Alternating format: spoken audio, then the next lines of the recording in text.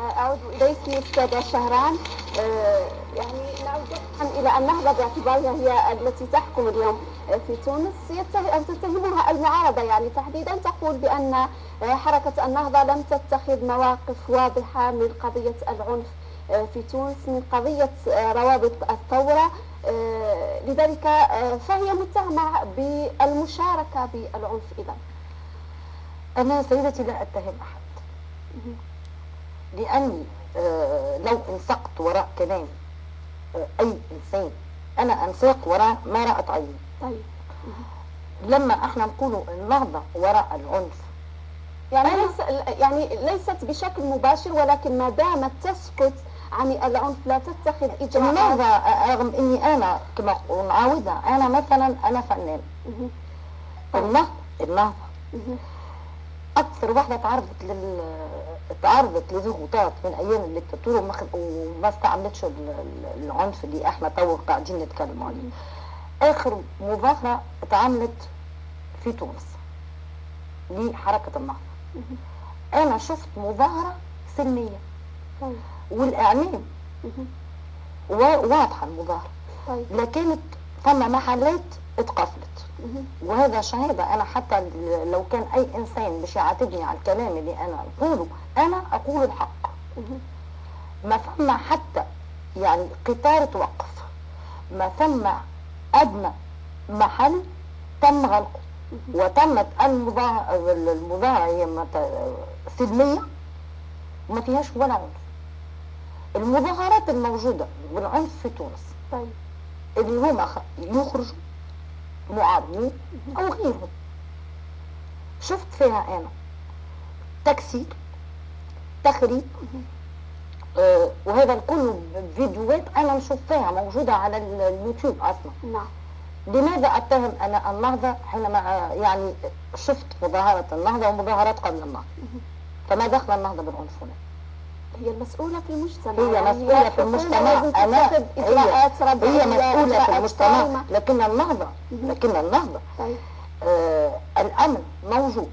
كل من يعني تم إيقافه حاليا بنوعية التخريب أو من أوقفه. يعني مستحيل لما أنا نجي ناخذ كلام الناس نقول أنا النهضة هي مسؤولة. صح إن هي في الحكومة، لكن هل من المعقول أنا مثلا أقوم بواجبي في الحكومة؟ أي إنسان ممكن يتعرض للأغلاط. يعني ما نقولش أنا النهضة إنها ما تنجمش تعمل أخطاء. أي إنسان، ما فما حتى إنسان معصوم من الأخطاء. لكن أنا من نتهمش النهضة، أنا نتهمش الناس اللي قامت بالتخريب، نتهم الناس اللي مش عارفين قيمة الثورة اللي احنا عملناها. احنا ما عملناش ثورة باش نخربوا البلاد، احنا عملنا ثورة باش الثورة اللي قامت باش تحت الدكتاتور وباش نرجعوا احنا للكرامة متاعنا ولكلمتنا ولحقنا، مش باش نخربوا البلاد. لازمنا احنا نقفوا يد واحدة لمصلحة الوطن، مصلحة البلاد، سواء في تونس او خارج تونس. مصلحة البلد في عدم التخريب. يعني لو كان كل إنسان يكسر ويقول النهضة مسؤولة، فأنا ألوم هنا الناس التي تقوم بالتخريب في البلاد، تقوم بالتخريب في البلاد. هذا الذي ألومه. فكيف ألوم أحد غير من يخرب ومن؟ فهذه الناس وأعيدها وأقولها، كل من يجري وراء خراب في تونس من يبقى، لأننا مصممون على تنجيح ثورتنا العربية، تنجيح الثورة التونسية. وجودنا أنا كمواطنة تونسية أو مواطنة عربية، أصلا عربية، لأني أنا لما نتكلم عن تونس نتكلم عن كل البلدان العربية. أي إنسان من الناس هذه اللي تستعمل في الثورة لمصالح شخصية، فهم بعد على الإنسانية أصلا. ما نحكيش فيهم. أنا نحكي مصلحة البلاد ومصلحة الشعب. أنا لا أتهم أحد، أنا أتهم كل إنسان يعني يريد تخريب البلاد. لديه عقاب، لديه حساب، سواء حتى من الشعب نفسه. أنا لا ألوم. لا تقولين أن النهضة في الحكومة. صح، النهضة في الحكومة، لكن أنا كمواطنة تونسية أتدخل، لا أريد تخريب في بلدي. فيجب أن نكون كل الشعب يحمي الثورة. حماية الثورة ليست النهضة فقط، حماية الثورة هي شعب تونس بأكمله. طيب أستاذة، كذلك في مبادرة أطلقها يعني الاتحاد العام للشغل التونسي، وتم رفضها سابقا من قبل النهضة. اليوم كأن هذه القضية، قضية الحوار، تعود من جديد. ما رأيك في هذه القضية التي أطلقها تحديدا الاتحاد العام للشغل التونسي، وهو اتحاد كبير والذي يضم يعني مناصرين كثر وله أثر في الشارع التونسي؟ والله ما دامت تعود للحوار، يعني أي حوار ممكن يوصل لنتيجة. أنا كل ما نتمناه النتيجة تكون في صالح البلاد، لا أكثر ولا أقل. ما أنا في الحوار هذا طبعا ثم ناس منسقين وناس يعرفوا ويفهموا في الأشياء هذه أكثر، فإذا يكون في مصلحة البلاد إن شاء الله يا رب نشوفوه. طيب هناك كذلك أستاذ من يعترض على علي العريض، لأنه كما يقولون هناك في سجله بعض النقاط السوداء، يعني أيام كان وزيرا للداخلية وقام بقمع المتظاهرين وغير ذلك.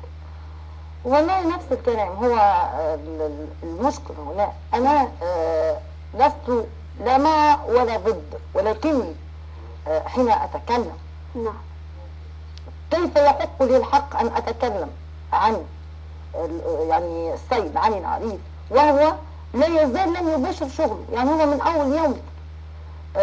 أول يوم تم وجوده قامت الناس بالمعارضة ولم ترى منه أي شيء. ولكنه كان وزير للداخلية، كان أداؤه يعني غير مغضو، يعني من قال؟